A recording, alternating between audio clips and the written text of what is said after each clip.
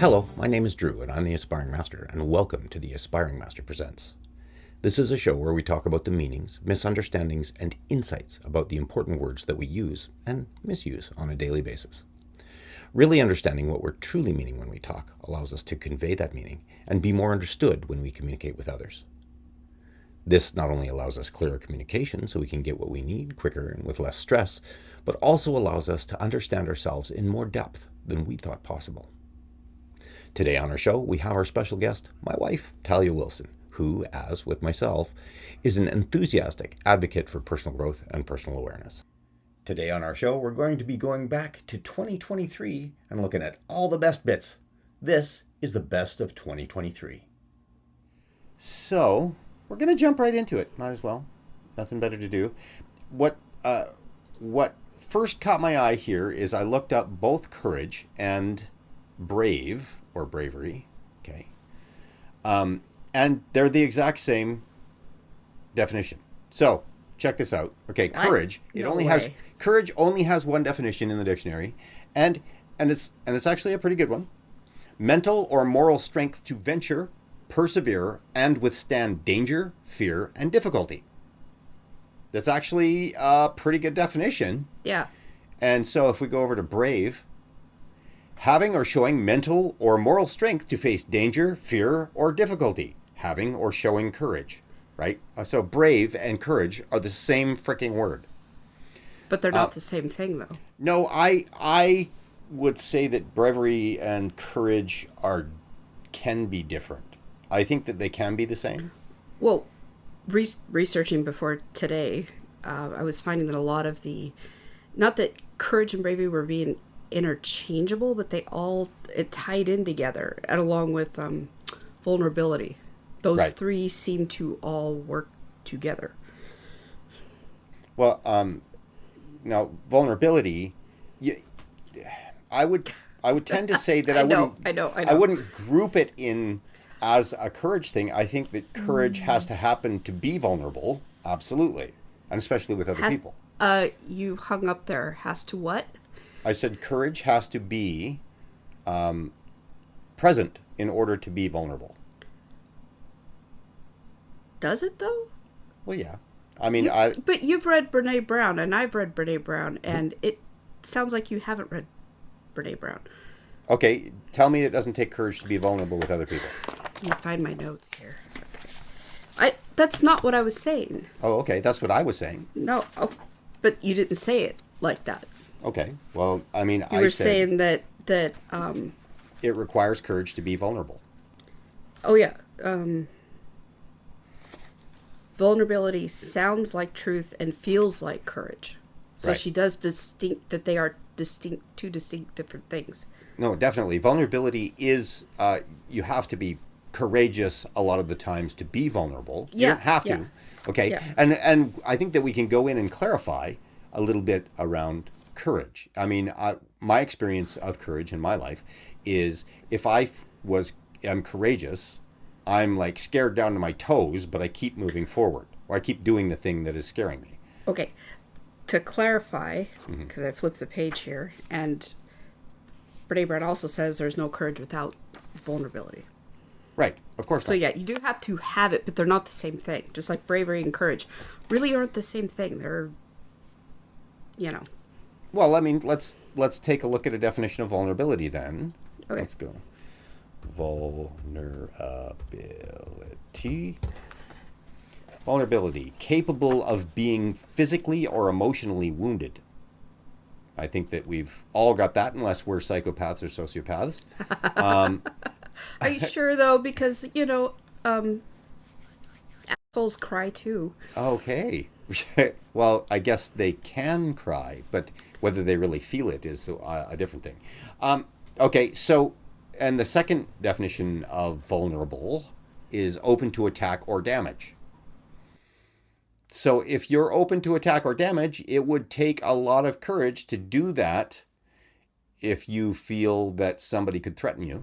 So It takes courage to be vulnerable. Absolutely. Yeah. Again, I'm referring back to Brene Brown. She defines it as uncertainty, risk, and emotional exposure. Yep. That's pretty much the same. Yeah. Yeah. So when we're talking about vulnerability, whether it's Brene Brown's definition, which is a little bit more clear, and for those people that don't know, Brene Brown is a vulnerability researcher, really. She researched. What was she researching? Vulnerability, but Shame. shame. Yes, Yeah. she was a shame. She's a shame researcher. There we go.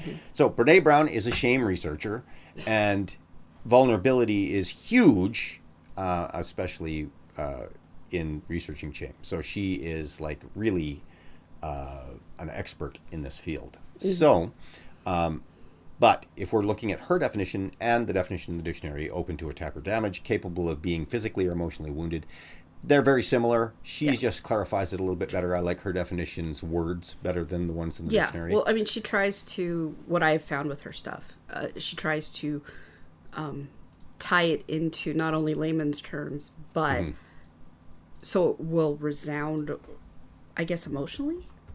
Yeah. You know, you can relate to it better than just a standard dictionary definition. Right. Well, and I think that, as the dictionary is saying, bravery and courage look to be the same things, but and the reason that I differentiate between bravery and courage is because I've seen people be brave without courage, which is really weird when I say that out loud. So when I say that, what I'm saying is what I call bravery can sometimes not require courage. You can do a thing and be brave without having to be vulnerable or be in fear. Okay? Courage requires that there's fear that you need to go through. And courage, I think that what they're trying to get at with courage here. Sorry, go ahead. No, I agree. I while researching, I was researching the 6 types of courage, and in that process came upon a post on, I think it was on LinkedIn, by this lady who's a motivational speaker, and she was talking about bravery as the ability to face fear and danger without flinching. So I think you're right that courage, you are a little bit more fearful than if you're brave. Well, I think that it can be. I think we can differentiate between bravery and courage. That's if we want to. Like, I mean, it just basically says that brave is another word for courage. The only reason that I beg to differ with that is because I think that because they're two distinct words, and we can describe somebody as brave. Oh my goodness, he was brave going into that building, right? Right. That it didn't have to require courage. So let's take a look at firemen, right? Right. Who is their sole purpose. Like, I mean, the reason that they become firemen and do that is because they feel an incredible draw to be able to help people in this way, or however that looks. Now, that's not to say that there's not situations that firemen go into that they need courage, right? Because they can see it's going to go down. But sometimes they have no fear at all, and they go in, and that's bravery. I think that to me is bravery. Well, I think, again, firemen, they know what they're signing up for. They're signing up for a very dangerous job. Right. Where they have to go into burning buildings or buildings that may collapse and save people. Whereas, that is brave. You know, this makes me think of the French documentary about 9/11 and the guy with the firefighters as they're going up tower before they go up Tower 1, you know, and you can see the fear, but they're still stoic. We have a job to do. Let's go do it. Right. Type thing. Knowing that they may die, and that is definitely bravery. Mm-hmm. Well, I think that bravery is courage mastered. Can be courage mastered. Really. Yeah. Well, and to go into a place like that knowing that there is a very strong chance you might die, and your only motivation is to help people. I mean, that takes courage, right. I would think. I mean, even if you are afraid, Well, but that's courage has to be there in order to be able to get through the fear, really. Yeah. And if we can break this down further, is I would go even one step further and just go, okay, courage is the descriptive word of the amount of willpower that you have or hold to be able to move through fear. Where we're sitting, where we um, are really talking about our definitions 2 and 3 here of a very personal or private nature and marked by a very close association, contact, or familiarity. Okay. That's the second and third definitions, and I think that's what we use this word vernacularly. I think I just made up a word there. Um, in the vernacular, we tend to use intimate or intimacy as of a very personal or private nature, or marked by a very close association, contact, or familiarity. So those are the two definitions that I think more accurately describe where we're talking about intimacy right now. One of the things actually I wanted to talk about was that we so often, I mean, one of the problems that we have with the English language, and one of the reasons that we started this show, is that there are so many different definitions for a word. Yep. Intimate being like essentially we've got a bunch of forms of intimate. Some is less formal and some is more formal. Ovens. Right, exactly. So when we are talking about this, I am talking from a very specific space, a very specific standpoint of we are talking about interpersonal relations, how we communicate with each other, how when we're talking about the deep parts of our communication and Right. being able to relate to each other well. So it's really, really important for us to understand what the heck we're saying. And so when we're using intimacy, right, if somebody says, you're not intimate with me, right? And this isn't something that anybody, like most people, use as a form of language, right? No. They don't go, oh, you're not intimate with me. We so rarely are able to describe our feelings in a Most way. people can't get beyond "I like you." Right. Why would they say "I want to intimate with you"? Yeah, I want to intimate with you. Because God forbid they're not going to say the L word. Right. So when we're talking about relationships and when we're talking about vulnerability, intimacy always comes up because intimacy is such an integral part of relationship in general. Now, did we Yeah. do a show on relationship? No, Yes? we haven't yet. Because this really ties into exactly what we need to talk about when we're talking about relationships, whether that's just friendships, whether that's acquaintanceships, or whether that's deep interpersonal partnerships, all of those things.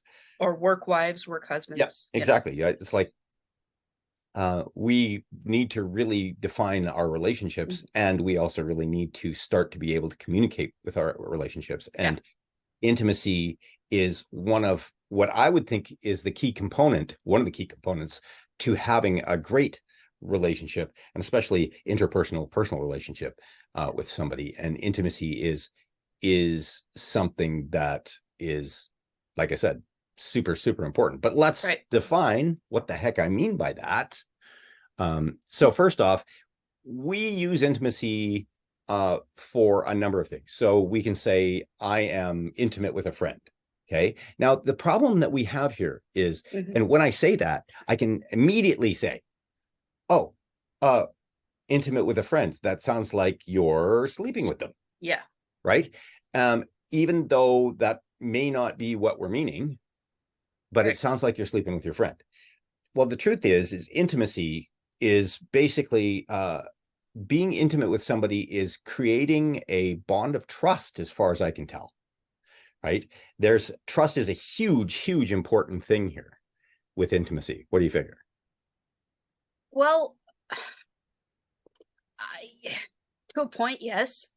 I think that you can, obviously, if you trust someone, there is some form of intimacy, but I think it's easier to trust than to be intimate with someone.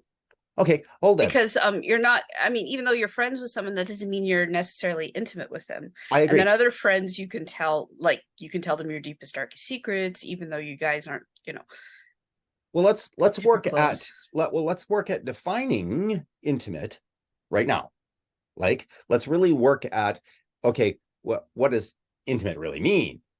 Um, so let's work at defining what the heck we're talking about, because we're going to be using this word a Right. lot. Now, when it comes down to it, let's look at the bottom line of this. Intimate means closer, right? Yes.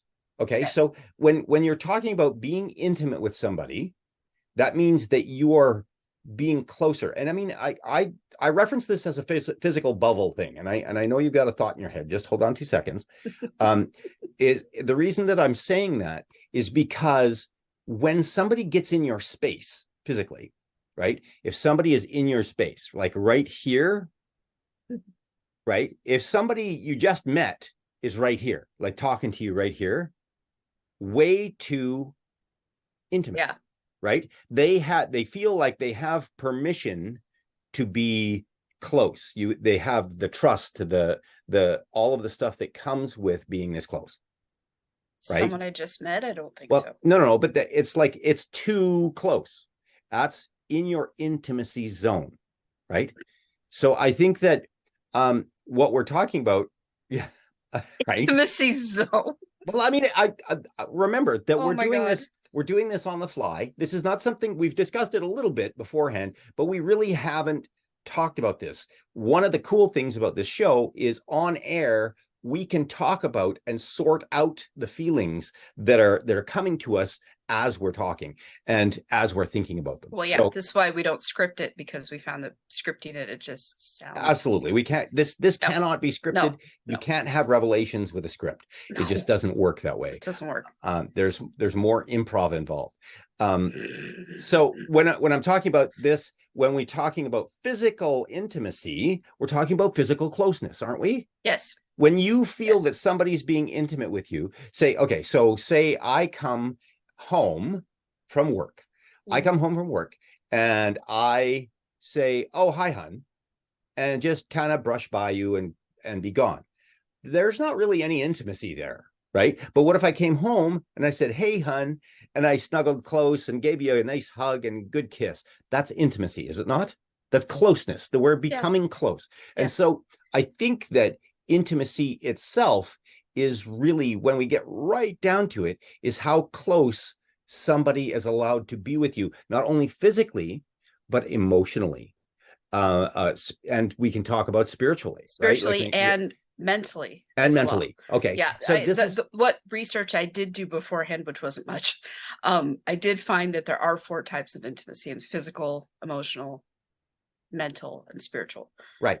But it did start with that. Yes, intimacy is a closeness. So when you Yeah. were saying that, it's like, no, that is definitely on the money. I think You I know, think that when we're talking about intimate, I think that we're talking about personal closeness.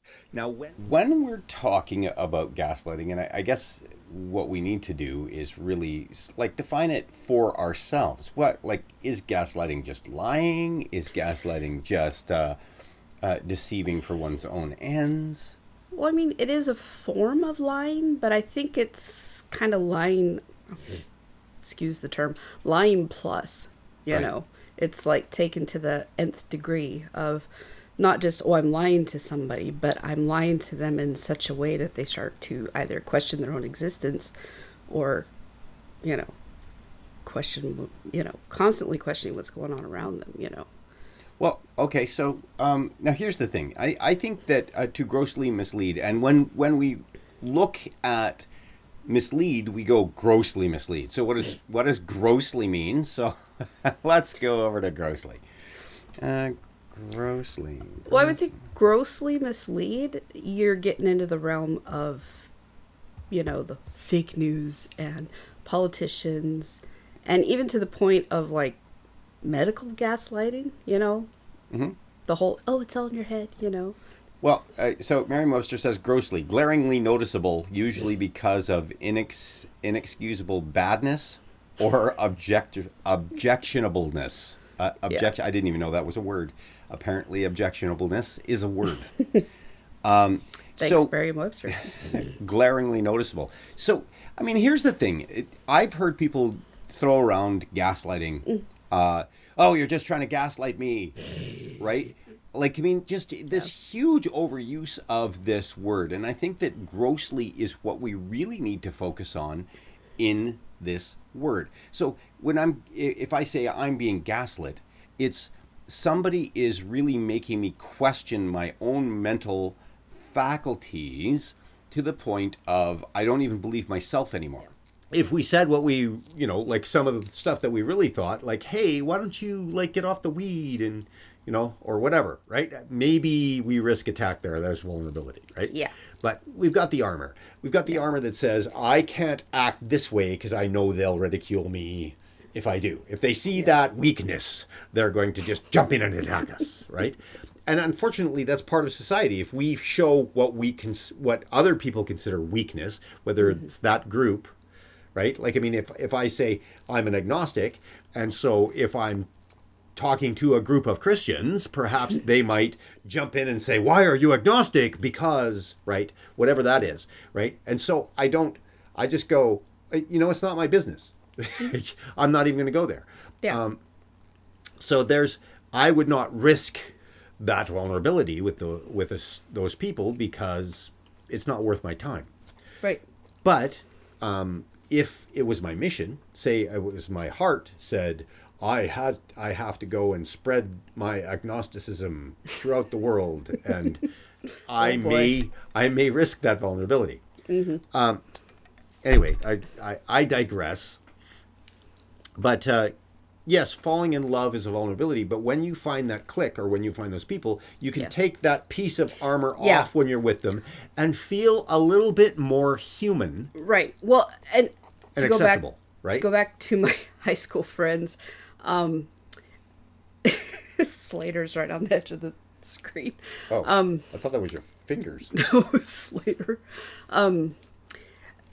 Having my knee problems in high school was an issue. It was more one of those unspoken things because no one wants to seem like, pick on the girl who fell down because her knee went out of place, type thing. But, it was like little stuff. What do you need? Do you want me to call your mom? Should I get you, and like my friend Steffi, her mom was a nurse practitioner. So my knee actually dislocated at her wedding. Both of them did. And I had painkillers and ice packs within 5 minutes. So, but I mean, that was the thing. It was never an issue. Oh, we can't do this because her knee might go out, Whereas later, dating someone who likes to hike, and it never came up till later. I didn't think you could handle that because you have bad knees. Mm-hmm. What? Right. Okay, First off, why didn't you ask me? And why didn't you ask me? And at the time, in my mid-20s, my knees were in great shape because it wasn't that long after surgeries and they hadn't re-stretched back out. Mm-hmm. So, what? That kind of thing. So, I find that people who maybe you wouldn't expect to understand something like that tend to be the ones who do. Even if they don't understand it, they have, I want to say, a better bedside manner, or they're just cool in a tough situation and they can just, okay, you need help, Mm-hmm. And it's like, it's interesting when you are, I would say, unconsenting vulnerability like that, when you have a physical problem in public, mm-hmm. You fall down or something like that and it's out of your control. And the ones who go to help you usually are the ones who surprise you. Mm-hmm. And do you need anything? Do you need to call anybody? And it's like, yeah. So I think, I don't know what point I'm trying to make here, is that when you're vulnerable with people, when you're not intending to be and you have to be like that, I think that there are some people who can just accept it. Mm-hmm. Well, in talking about vulnerability and the risk of being hurt or wounded physically or emotionally, mm-hmm. We have to say, why be vulnerable at all, right? Why not be invulnerable and not have that worry you, right? Because you can't grow. Well, I think you can't feel at such a deep, visceral level. Like, I want to say deep inside your soul. I don't know if I want to use that word. Again, that soft underbelly of emotion. What comes to mind for me is mastery. And when we're talking, well, I mean, it's like when we're talking about Oh boy. The Buddhist idea Yeah. of understanding that there is no self, the I am is not really an I am, that it's an illusion, that all of this is an illusion. And I'm not really going to go there, but when we take a look at when I master something, I have an incredible competence with it, and I trust myself on it. I trust myself that I'm able to do it and willing to do it. And so there's no anxiety. And when I put it out there, there's no risk of getting hurt or anything like that. There's just very, very little risk Yeah. of anything happening there that's undesirable. So when I'm talking about this, when I'm talking about vulnerability, there does come a time when you're with people that you don't need to wear the armor on, Yeah. that you are automatically, and this is where I differentiate. Vulnerability is the ability to be vulnerable or to risk the vulnerability, right? I think that when Brene talks about vulnerability, that we need to be vulnerable, I think that all she's saying is we need to be willing to be vulnerable. Yeah. Not that we need to be vulnerable. We Yeah. need to be willing to accept whatever consequence, like you said, Yeah. whatever consequence comes with putting our true selves out there, right? Yeah. Or being open to it. Now, Yeah. when you and I have talked about this one a lot, like it's sort of like when I go into a mall, say, and I have dirty pants, right? I just don't care. Every day. Right, exactly. I just don't have any, I'm not going, these people are going to reject me, or I just don't have any peripheral worry about that. I don't feel like I'm being vulnerable. And if somebody says, whoa, look at your pants, I would just go away. You're not worth my time. Scuttle away. Go back into your corner. But it's like, I just don't have any worry there. I don't have any what I would be considered vulnerable. I'm invulnerable. Yeah. And not because I have armor on, but because I just don't have the receptors for it. Right? Yeah. Reminds me of going through the drive-through in my pajamas and my bare feet because I just can't be bothered to put on clothes and I'm hungry. Right. Well, and you just go, I'm not really risking anything because I don't care. Like these people will see me and they will never see me again. Right? I mean, and they like, see everything through a drive-through, so at worst they're going to laugh at you later. Right. Big whoop. Who cares? But my point is, when we start to talk about vulnerability and when we start to talk about mastery of that, which means being able to walk completely open without taking on any hurt from anybody else, which is sort of a Buddhist thing, right? Yeah. Because you understand that that's all nothing, and it is our own personal self and our own personal understand. And I'm going to make this point because there are certain areas in my life where I've come to say, I see my competence here, right? I know how good I am. And so when I walk into a situation, I don't feel vulnerable at all. Yeah, but competence is different from mastery. Well, but that's, it's not really. Mastery yeah, is just extreme competence. That's all it is. Okay? It's like there is no such thing as, you can't master a thing. You can only be considered a master when you are extremely competent at it. That was the point I was going to make. I was going to take umbrage with mastery because it's like the whole rating your skills on a job application, and I could never ever mark expert because I mean, this is like what's your knowledge of Microsoft Excel 2007 or whatever, and it's like I can't reasonably put expert even though I've taken all the courses, because there's always something to learn. There's always something that's going to change. They always do updates, and that was my umbrage with mastery is can't entirely master something.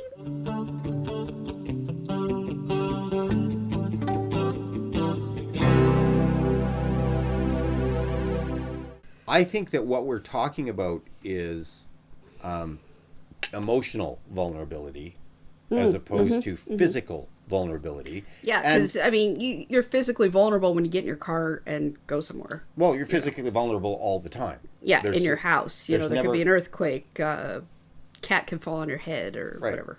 You're like, I mean, we're physically vulnerable. It's Yeah. when we perceive that there is a danger. And a lot of the times we can go back to original definitions here of fear, of false evidence appearing real, that we Yeah. make these things up.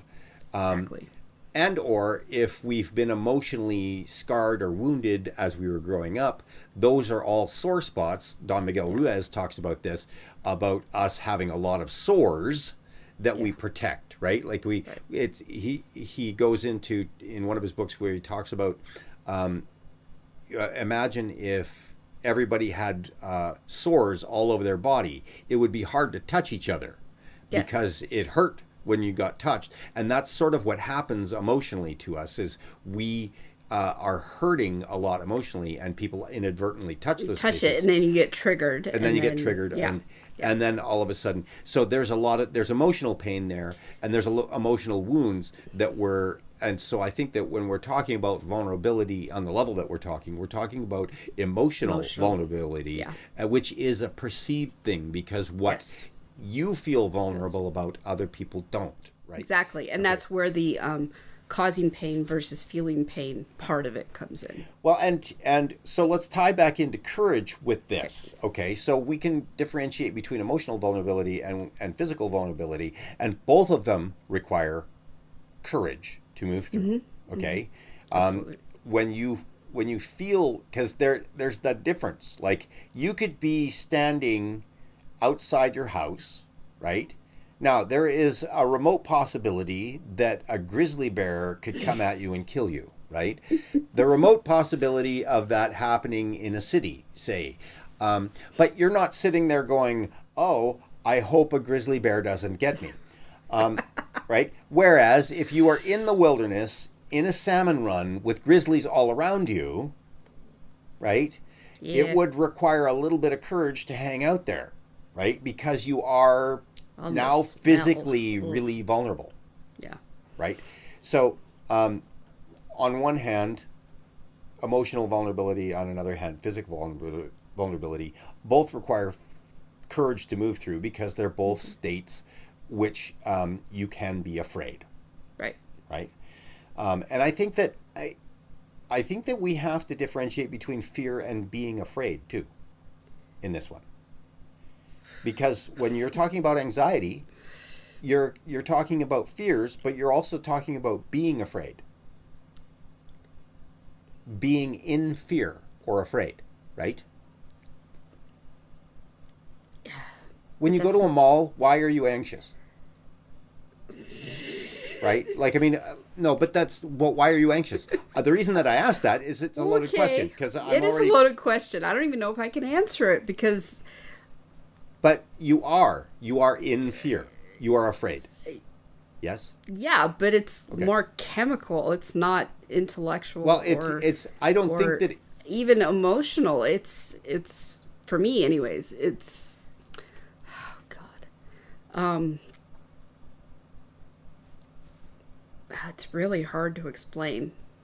Well, I mean, I have anxiety too. And I've taken a look at it from my perspective. I know that I'm afraid. I don't know why. Emotionally, I know it was being shy and quiet in school and getting ridiculed for it. And physically, it comes from the reaction to my surgery scars. Right. Okay, well, I mean, for whatever reason that we And again, guessing.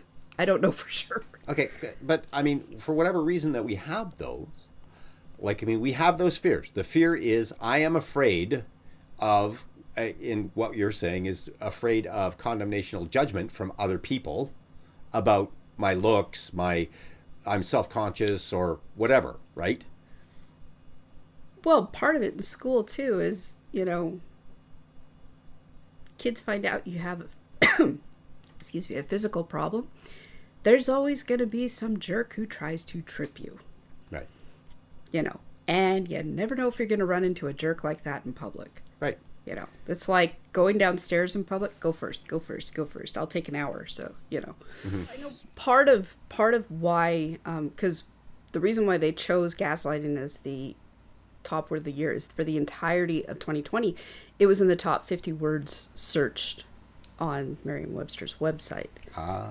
And a lot of it, I think with the pandemic, we saw people more getting an understanding of medical gaslighting. Right. You know. Okay, You know, well, let's talk about medical gaslighting. What is that? Well, I know I've certainly experienced it a lot. I'm pulling the female card here. A lot of women have. Because, you know, oh, I don't feel good, or I feel sick, or everything. And usually, oh, it's all in your head, or you must be pregnant. I don't know how many times I got that one going to the emerge, you know, for a UTI. And the guy's like, yo, you've got to be pregnant. No, I'm not, really. I know what a UTI feels like. You know, that kind of thing. You know, where even if you know what is wrong with you, and they still won't believe you because, oh, I'm a doctor, you're a patient, therefore I know more than you. And, you know, even though you have to live with your body day in and day out, you still don't know what's going on. And for those people that don't know what a UTI is a urinary tract infection. Yeah. College was a blast. Ugh. Well, and I mean, yeah, there is that. There's medical gaslighting, and definitely there's doctors out there. I've run into doctors as well that go, "Oh, it's this. Fine, take 2 aspirin, call me in the morning." Yeah. And part of that is the doctors. I've run into doctors that are not willing to admit that they don't know something, and or they're tired and they just want to get rid of you, or you know, it's like there's lots of reasons for that. And medical gaslighting, I think that you're right. It happens more to women than it does to guys. Because, well, you're a woman, you're hysterical. I mean, you think of things, and it's all psychological. Women, especially as they approach middle age, not all women, but a lot, you know, gain weight, and, you know, everything gets put in that corner, you know. It's like, you know, I go to the knee doctor now. They would just say, oh, you need to lose weight, your knees will be better. It's like, no, they wouldn't. I've had a birth defect since, you know, my entire life. It's like, when I was skinny when I was a kid, it's like, you can't tell me that being a, you know, beanpole kid, I wasn't having problems, you know. So, I mean, I think a lot of women, you know, as they reach to a certain age, get a lot of that because, you know, their bodies are changing as they're going into menopause. And, you know, rather than try to understand the whole of that, I think doctors just get really dismissive. Right. You know. Well, I think that you're right. Or everything gets blamed on menopause when there actually is a problem. And or gets blamed on the fact that it's that time of month, or you know, it's like, I mean, and I have to say, and this is a stereotype that maybe we need to really take a look at and get over. Sure. Is because men and women find different things in their lives important, right? It's true, right? Yeah. Like, I mean, you and I run into that all the time. It's because, you know, like, the guy thinks that's kind of irrelevant, or why are you complaining about your pain? Just suck it up, because that's what guys are taught to do. If we could undo the whole man up indoctrination that you guys were all taught, you guys would be a lot happier. I'm sorry. Well, you know. I agree. And I don't think you need to prove that you're a man by sucking it up and not acknowledging your pain. No, I think you're more of a man if you do acknowledge your pain, acknowledge that you're hurting, acknowledge when you're sad, and it's okay to cry. I don't think that makes a guy. I mean, you're still a man. Why the hell would you be in pain? It wouldn't change that. Right. You know. Well, I mean, and that's the whole stereotype I don't get. It's like, seriously.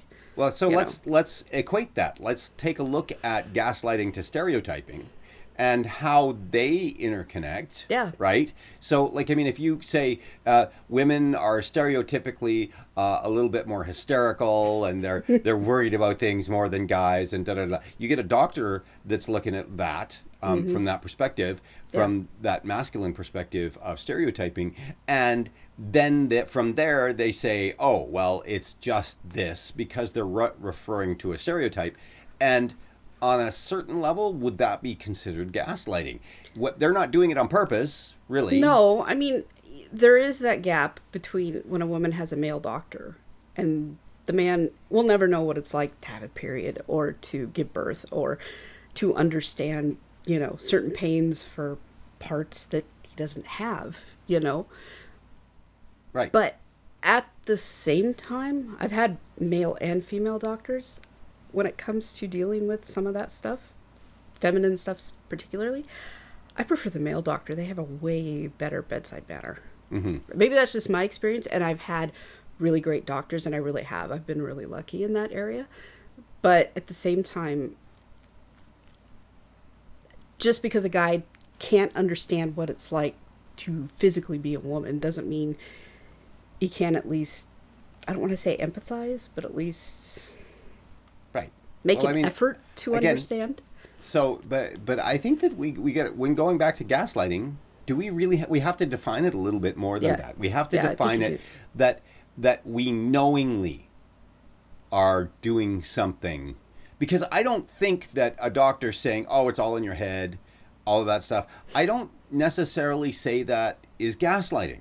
I think that is shoving off responsibility. I think that there's a whole bunch of stuff involved in that, but I don't think it's gaslighting unless the doctor is specifically doing it to you to make you not have confidence in yourself. There is forethought behind it. I suppose, but I mean, there's been times when I've gone to the doctor, and especially when I've had to go to Emerge or like a clinic, and you see the eye roll, you see it happen, the whole, why are you here wasting my time? You know? And it's like, one, I either couldn't get into my regular doctor or I don't have a regular doctor, and something's wrong, Mm-hmm. It's like, having dealt with chronic pain my entire life, it's like I try not to make a big deal about stuff unless it's important, It's like the whole arrhythmia thing, just because I have chest pains, no one's taking it serious. I don't have chest pains, no one's taking it seriously. When, that doesn't mean my heart's still not beating off rhythm at times, you know. But I think that because they're taught these conditions, these diseases, these whatevers, have these certain boxes that they check. If they don't check all of them or don't check most of them, they're kind of like, well, this can't be that then. It's probably this. Right. So I don't think it's entirely intentional. I mean, I know some doctors, yes, especially if you go to Emerge in the middle of the night, they're tired. They probably don't want to be there. They're overworked. Yeah, they probably get a little PO'd if you come in with, not an invisible injury, and they don't really know how to deal with you. I don't know if that's really gaslighting, though. Yeah, but I think that... it feels like it at the time, because you feel like you're valid because your concerns are valid. You feel like you're not being heard. Well, I think that... Let's go back. Let's go back to this definition. To grossly mislead or deceive someone, especially for one's own advantage. So when we're looking at that, and we talk about medical gaslighting... Mm-hmm. I'm sure that there's medical gaslighting out there, but I don't think that people are misconstruing misinformation, possibly, or even, honest stereotyping, because despite the fact that the stereotyping is out there, it is stereotyping. It's not gaslighting. Like if I was, and let's give you an example, okay? So if I was a doctor and I knew, you had a birth defect, right, in your knees, mm-hmm. and I just kept telling you, oh, it's all your weight, it's all in your head, it's all, in order to get you to believe something that I wanted you to believe for my own advantage, which means that you just keep coming back or whatever it is that I have for my own advantage. So when we're taking a look at medical gaslighting, right, I don't think that what they're calling medical gaslighting is really gaslighting. I think it's medical deception. Yeah, it could also be that they just don't know what to do. Right, they don't know. If you have a medical anomaly, it's probably gonna feel like gaslighting because they've either never seen it, they never had to deal with it, or So it just baffles them. So they're like, well, there's nothing I can do to help you. Try this, you know? right, exactly. I mean, and there's a lot of the times that they don't know, and so Mm-hmm. they're shoving that off. They're Yeah. not deceiving you for their own advantage. They're just I think wanting to get rid of you, right? Like, I mean, most of the that's time, no, they're not trying to deceive you. so no, the reason that we're so vulnerable on a lot of levels is because we need to connect to other people, and we're worried about not connecting to other people. Right. And but also, when we think about vulnerability, we say, okay, fear, right? Fear of what?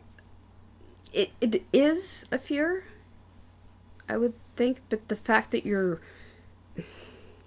I think vulnerability, you're trying to share your fears, you know, or you're willing to walk through fear to share parts of yourself. Like if you're, the example, if you're in love with someone, Right. you know, and okay, am I saying it too soon? You know, when's the right time to say it? You know, type thing. Okay, so you feel vulnerable taking the chance of saying it to your partner or whomever, knowing that they may reject you.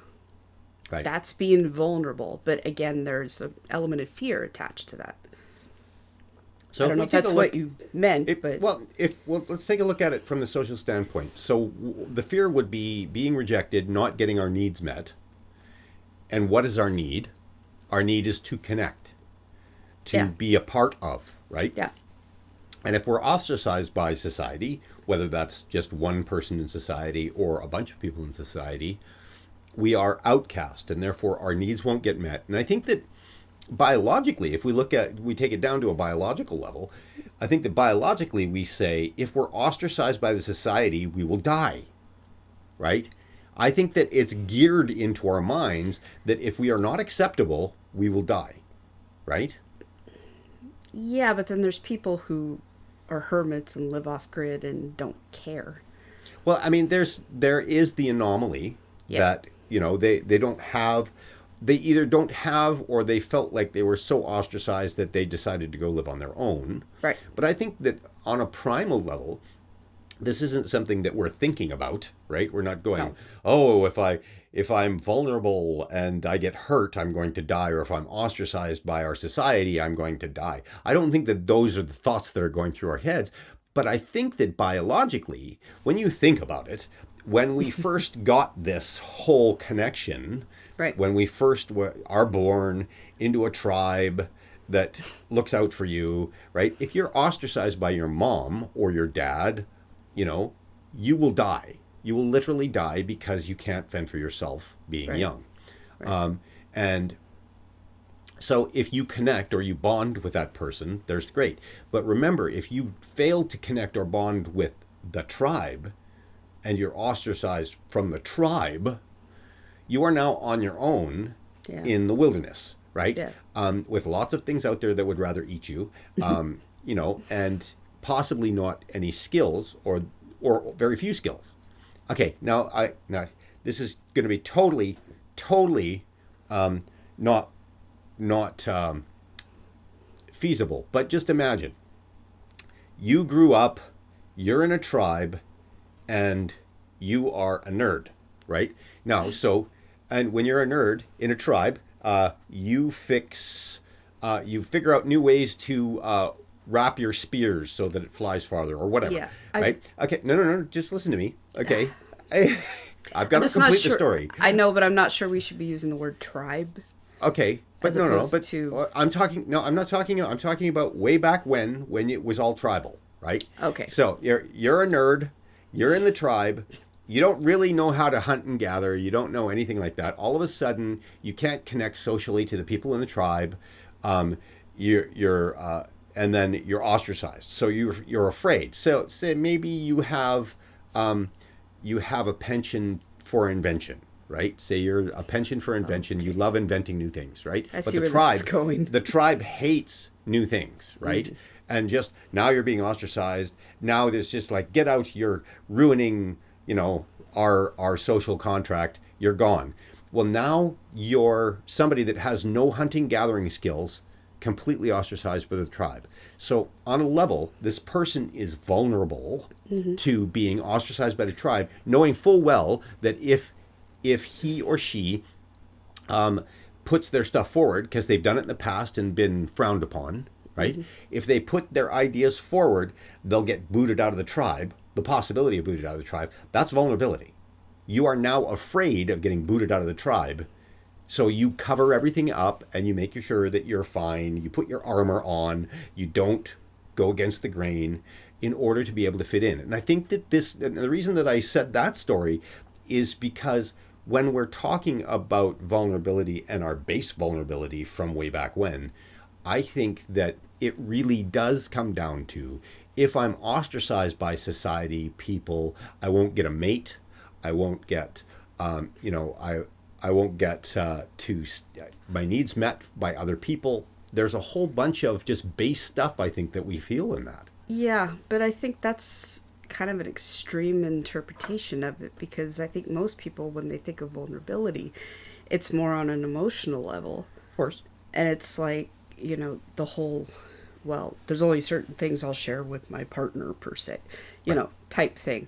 And okay, I can be vulnerable with this person because I either live with them, I trust them, or, Well, you I mean, love them or whatever. this But moves us into that whole idea of, is it vulnerability when you're with somebody that you know will not hurt you at yes, all anymore, yes, right? yes, it It's is. vulnerability to other people, but is it to that person? Yes, Really? yes, Huh. it is. It's it's the whole thing of being, sorry to go there, naked with someone. Mm-hmm. Knowing that when you're, well, actually, asleep, it would be a better way to Mm-hmm. put it. You're asleep, you are defenseless. The house could burn down, you may not get out, someone could bust in and try to stab you, you know.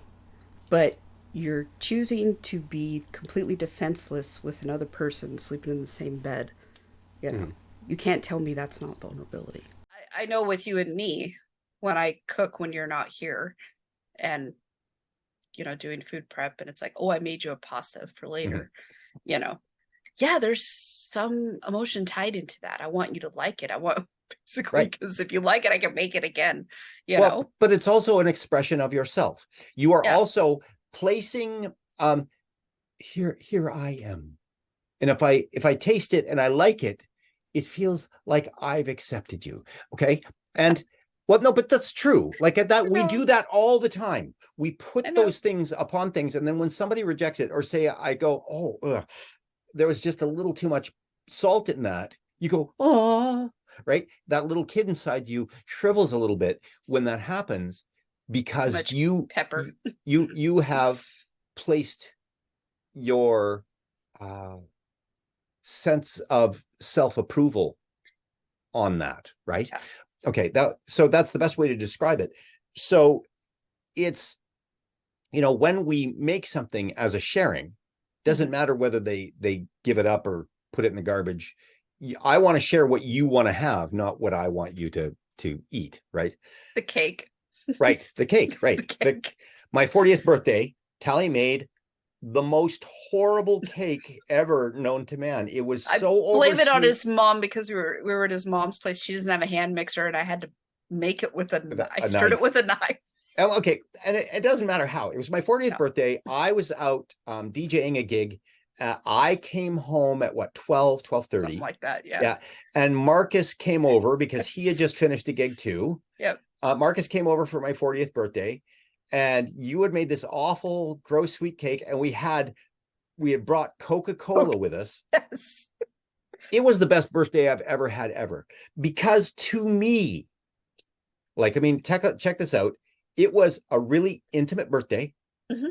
with two people that I love. Hmm. And and we were just sharing our time together with this really awful cake. With the It green was bouncy ball green sprinkles. bouncy ball sprinkles, Oh my and god. you're sharing the story of having dropped them and Oh, they went searching for it everywhere. This were at everywhere, his mom's place, and I'm right? like, ah, crap. So it was, but to me it was fantastic. Mhm. It was all that I ever want in a birthday, right? It Anyway, was, I'm but trying to impress you and be a good girlfriend. here it is. No. I know, but here it is. It was a spiritual experience based on a spiritual, intimate experience for me in that moment of gratitude and joy, because we were physically close in proximity. We're sitting beside each other. I was sharing this physical intimacy with my friends, you and Marcus. Yeah. Emotionally, we were trusting and caring and having a great time. Oh my God. We weren't being fake. No. And I wasn't offended authentic. That my cake was horrible either. I knew it was horrible. We were laughing about it. It was just life. And we recount that story a lot. And when we talk about, it makes a good story now. Exactly. When we talk about the mental, Marcus and I were just back from gigs. We were chatting about the gigs. Yep. You were talking about some of your experiences with this, and we were just in that kind of sync. And so when you have that combination of mental, emotional, and physical, it became a spiritual experience of really cool, balanced, and the best birthday I've ever had. So that's what we're talking about intimacy and how it can work. And that's with two friends. And I was feeling, of course, super open. That was pretty much the beginning of our relationship, really. Yeah. And we were in the throes of being in love, right?